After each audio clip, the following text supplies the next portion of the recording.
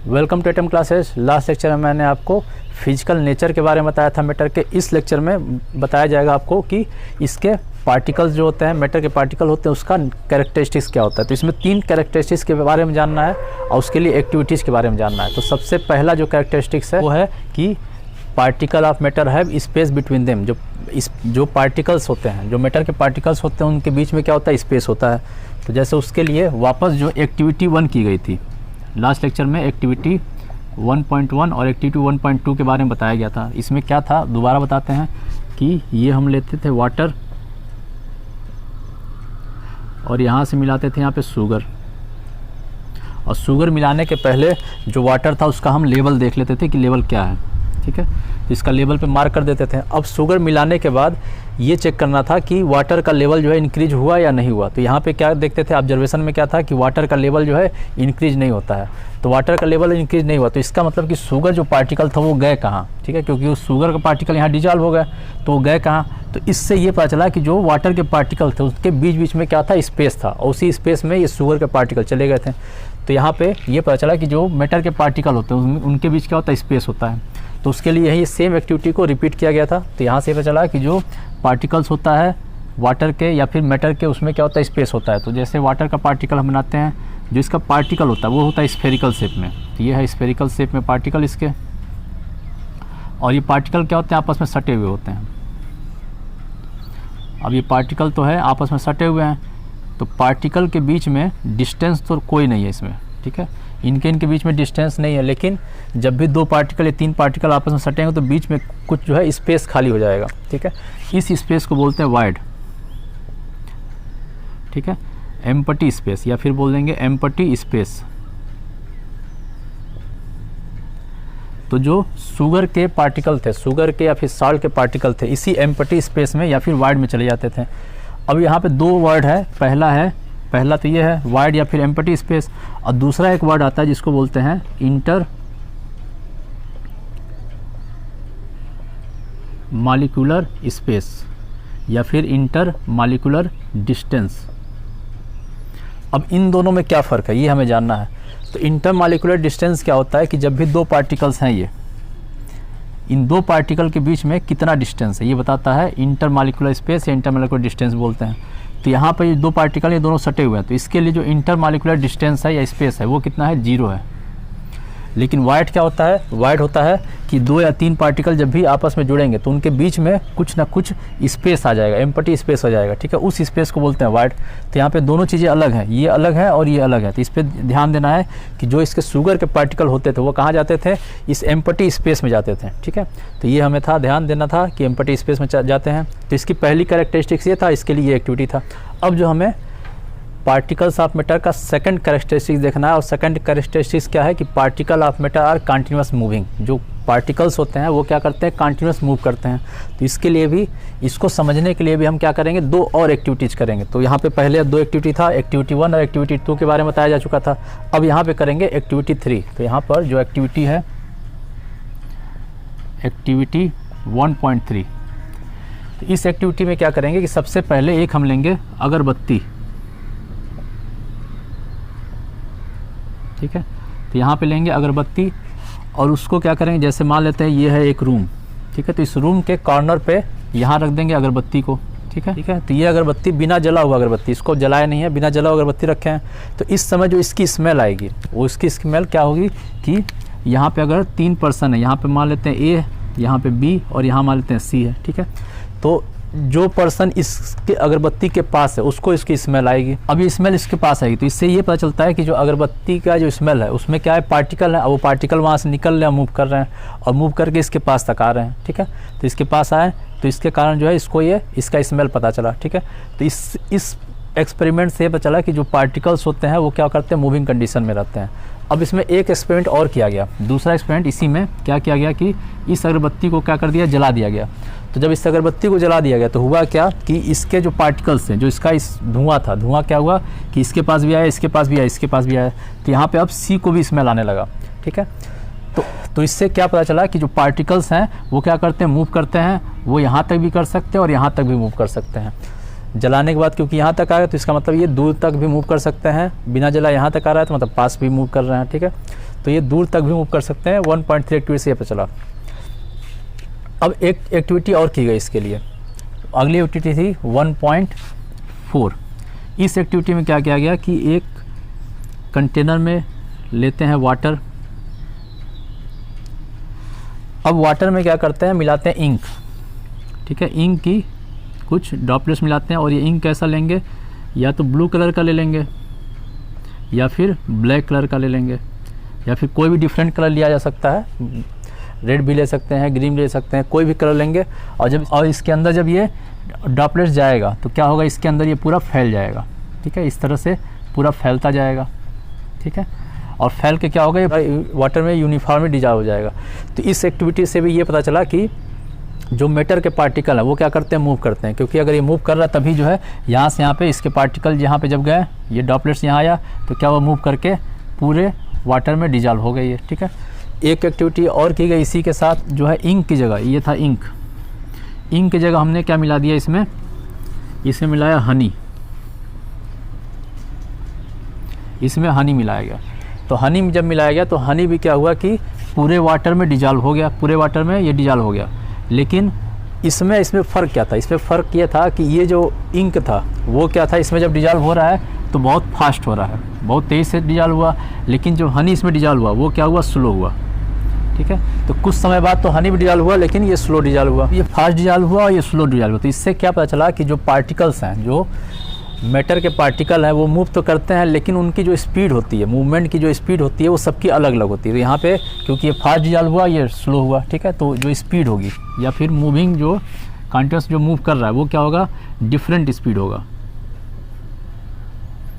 Different speed से ये move करेंगे, ठीक है। सबका स्पीड अलग अलग होता है, कोई फिक्स स्पीड नहीं होगा, लेकिन ये होगा कि इसमें मूविंग कंडीशन में ये होते हैं। तो ये दो एक्टिविटी की गई थी, एक्टिविटी 1.3 और एक्टिविटी 1.4। एक्टिविटी 1.3 में क्या किया गया था, अगरबत्ती लिया गया था, अगरबत्ती वाला एक्सपेरिमेंट था। और इसमें क्या गया था, वाटर में इंक मिलाया गया था या फिर वाटर में ही हनी मिलाया गया था, ठीक है। तो ये दो एक्टिविटी थी इसकी। इस एक्टिविटी से ये कंफर्म हो गया कि जो पार्टिकल्स होते हैं, मैटर के पार्टिकल्स होते हैं, वो क्या करते हैं, मूविंग कंडीशन में होते हैं।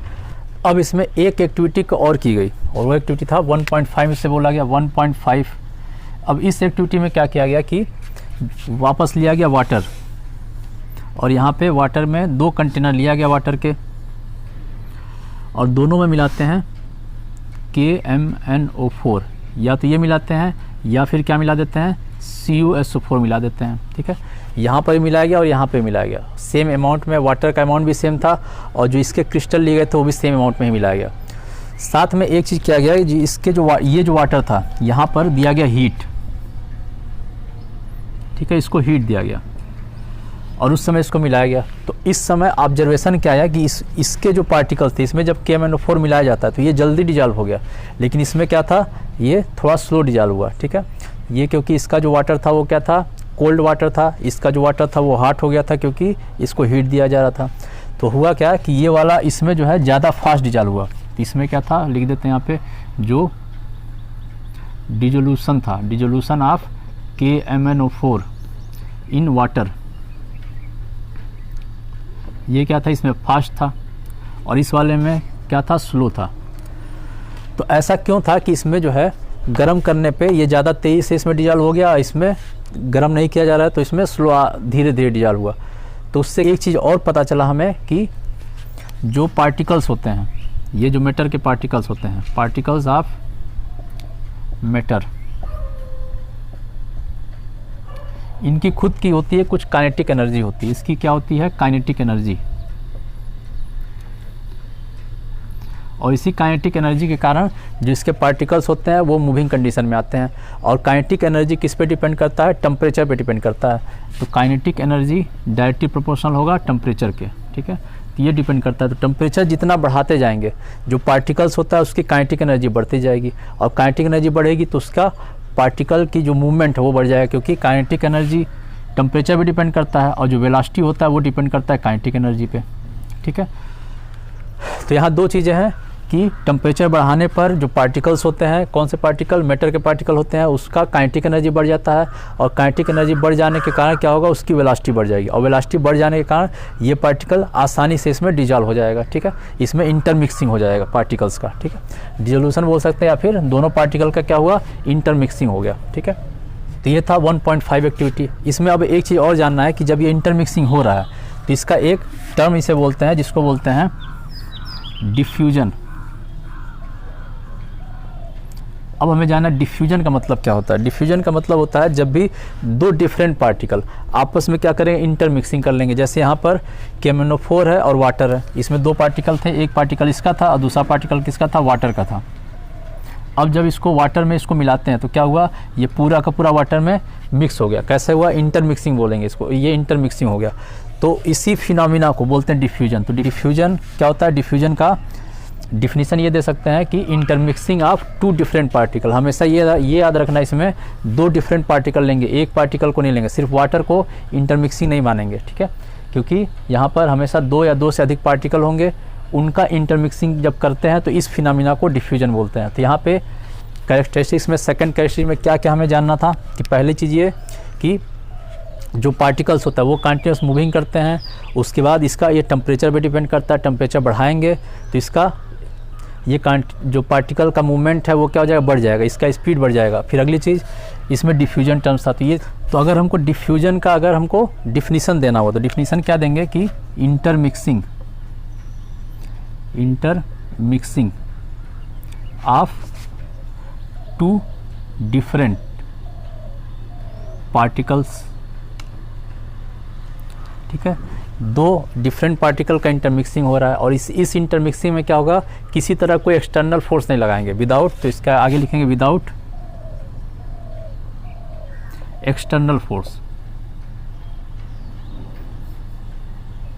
क्योंकि यहाँ पे अगर यहाँ वाले पे क्या कर रहे थे, हीट कर रहे थे, तो हीट करने पे एक एक्सटर्नल फोर्स लगा रहे हैं, लेकिन इस वाले में बिना हीट के ही हो रहा है। ठीक है, तो इसका इंटरमिक्सिंग तो होगा, डिफ्यूजन तो होता है, वहाँ पे इनको एक्सटर्नल फोर्स की रिक्वायरमेंट नहीं होती है। ठीक है, तो डिफ्यूजन होगा। बस ये है कि अगर एक्सटर्नल फोर्स टेम्परेचर अगर बढ़ाएंगे तो डिफ्यूजन का रेट होगा, रेट ऑफ डिफ्यूजन इंक्रीज हो जाएगा। तो इसको करेंगे कि इफ़, आगे लिख देंगे if temperature increase then rate of diffusion, rate of diffusion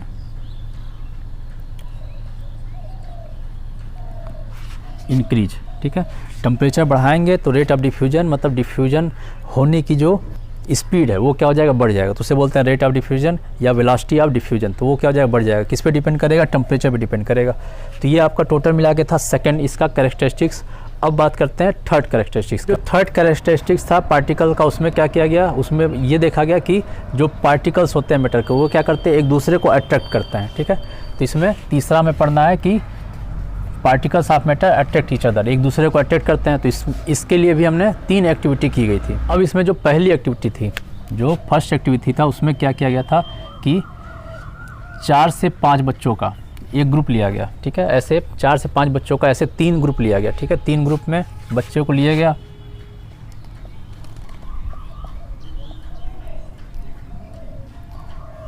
ठीक है, तो एक ग्रुप ये हुआ, दूसरा ग्रुप ये हो गया और तीसरा ग्रुप और लिया गया बच्चों का।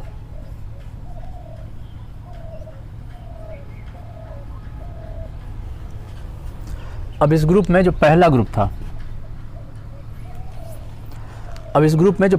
था, बच्चों का, ठीक है, उसमें क्या किया गया कि इन बच्चों को जो इसका हाथ था एक दूसरे से ही ऐसे पकड़ लिए ये। ठीक है, इसका हाथ इसके कंधे पे, इसका हाथ इसके कंधे पे, इसका इसके पे, इसका इसके पे। ठीक है, तो एक दूसरे पे ये कंधे पे कंधे या फिर कमर से एक दूसरे को पकड़ लिए। पहली एक्टिविटी में ये था। दूसरी एक्टिविटी में क्या था, ये दोनों एक दूसरे के साथ ऐसे हाथ पकड़ लिए, इस तरीके से हाथ पकड़ लिए एक दूसरे का, यहाँ पर इसके साथ या इसके साथ, ये इसके साथ, इसका हाथ इसका, इस तरीके से। ठीक है, और थर्ड एक्टिविटी में क्या किया गया, जो थर्ड वाला जो लिया गया, थर्ड में ये दूसरे एक दूसरे को टच किए, सिर्फ अपना हाथ एक दूसरे से सिर्फ टच किए ये। ठीक है, अब इन 3 एक्टिविटीज़ में क्या देखा गया कि अगर इसमें फोर्स लगाया जाता है तो ये वाला जो है हाथ जल्दी छूट जाएगा, इसमें थोड़ा ज़्यादा फोर्स लगाना पड़ेगा और ये हो सकता है ना टूटे या फिर और ज़्यादा फोर्स लगाना पड़ेगा।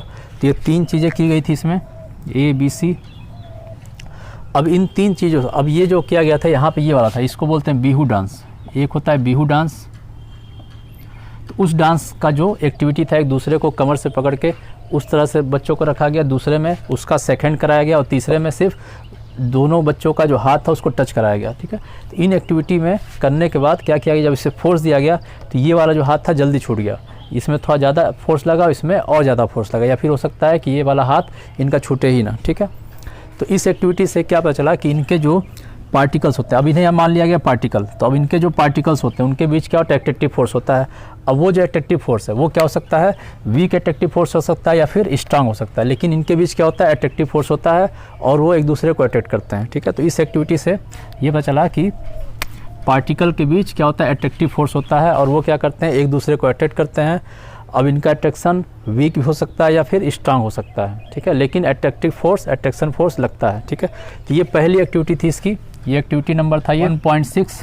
अब अगला हमें जानना है 1.7 और 1.8, दो एक्टिविटीज और हैं जिसमें हम इस चीज़ को देखेंगे कि पार्टिकल जो है उनके बीच अट्रैक्टिव फोर्स लगता है। अब जो अगली एक्टिविटी इसके लिए की गई, अब जो अगली एक्टिविटी इसके लिए की गई कि अट्रैक्टिव फोर्स उसके बीच है या नहीं है ये देखने के लिए, तो यहाँ पर इसका जो 1.7 एक्टिविटी था, अब इस एक्टिविटी में क्या किया गया, इसमें लिया गया आयरन,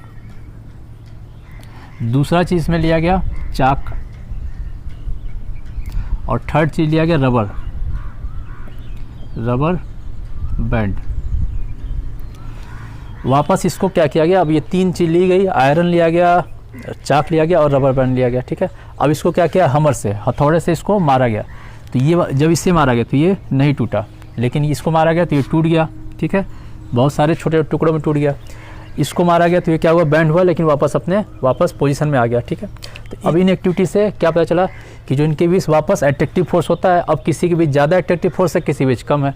जैसे इसके बीच जो अट्रैक्टिव फोर्स था वो कम था, इसीलिए जब इसको हैमर से मारा गया तो ये छोटे टुकड़ों में टूट गया, इनका अट्रैक्टिव फोर्स क्या एक दूसरे से अलग हो गया।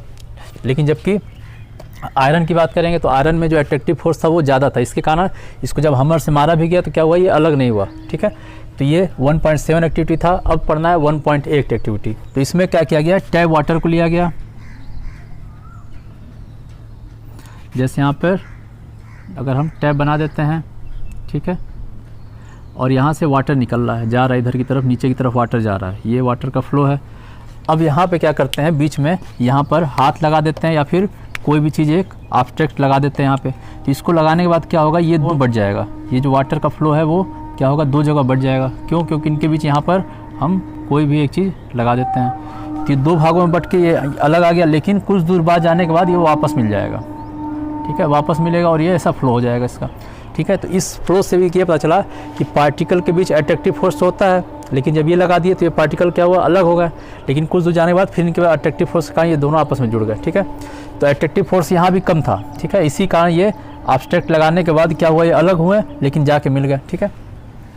तो ये थर्ड एक्सपेरिमेंट था इसके लिए कि जो मैटर के पार्टिकल है इनके बीच क्या होता है, अट्रैक्टिव फोर्स होता है। तो तीन एक्सपेरिमेंट इसमें किए गए थे, 1.6, 1.7 और 1.8। 1.6 में बिहू डांस वाला एक्सपेरिमेंट था, 1.7 में आयरन चाक और रबर का था, और 1.8 में टैप वाटर का एक्सपेरिमेंट था, ठीक है। तो इतनी सारी एक्टिविटी थी कैरेक्टरिस्टिक्स के बारे में। तो आज आपको क्या पढ़ाया गया है कि मैटर के जो पार्टिकल है उनके क्या क्या कैरेक्टरिस्टिक्स होते हैं। तो तीन कैरेक्टरिस्टिक्स थे और उनके में सभी में एक्टिविटीज़ के बारे में पढ़ाया गया। नेक्स्ट लेक्चर में अब इसका स्टेट ऑफ मैटर के बारे में पढ़ाया जाएगा। तो आज के लिए सिर्फ इतना ही।